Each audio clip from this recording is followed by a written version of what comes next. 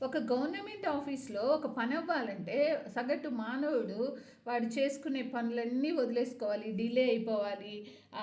ఆఫీసుల చుట్టూ తిరగాలి. ఈళ్ళు దర్జాగా ఎప్పుడొస్తారో తెలుసా? 11, 12కి. వీడికి ఉద్యోగం రానప్పుడు వీడెట్లా తిరిగాడు గవర్నమెంట్ ఆఫీసుల చుట్టూ? అదే ఆనవాయితీ వీడు కూడా ఆచరించాలా? నీలాగే సఫర్ అవుతూ ఉంటారు కదా ఇంకొక వాళ్ళు కూడా.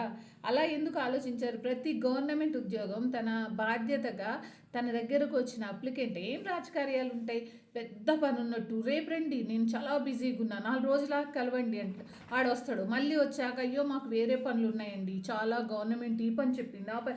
గవర్నమెంట్ ఎవరి కోసం పెట్టింది? గవర్నమెంట్ ఫామ్ అయిందే ప్రజల కోసం, గవర్నమెంట్ ఆఫీసర్స్ ఉన్నదే ప్రజల కోసం. ఆ అప్లికెంట్ లేకపోతే నీకు ఆ పోస్ట్ ఎక్కడిది, ఆ చైర్ ఎక్కడిది, ఆ హోదా ఎక్కడిది, ఆ ఓవర్ యాక్షన్ ఎక్కడిదిరా? ఎదవల్లారా ప్రతి ఒక్కడికి చెప్తున్నా నేను ఒక ఉద్యోగస్తురాలని అయ్యి ఉండి కూడా నేను చెప్తున్నానంటే నాకు కడుపు రగిలిపోతుంది.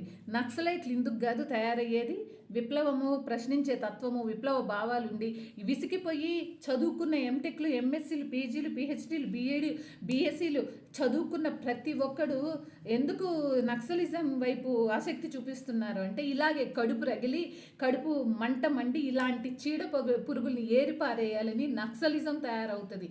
ఎందుకంటే కనీసం నాకు లేకపోయినా నా నెక్స్ట్ తరం వాళ్ళకైనా న్యాయం జరుగుద్దని చెప్పేసి.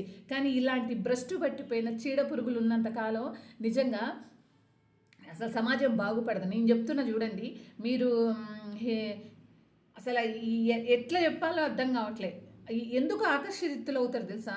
ఇట్లాంటి అవినీతి జరిగినప్పుడు, ఇట్లాంటి అన్యాయం జరిగినప్పుడు, కడుపు రగిలినప్పుడు నీతి నిజాయితీ గున్నోడు ఖచ్చితంగా ఇలాంటి దారులలోకే వెళ్ళి కరెక్ట్ బుద్ధి చెప్తారు. తుపాకీలు పట్టుకుంటాడు, అడవిలో తిరుగుతారు. మీలాంటి చెత్త ఎదవలందరూ పోగేసుకొని తయారవుతున్నారు కదా. మీలా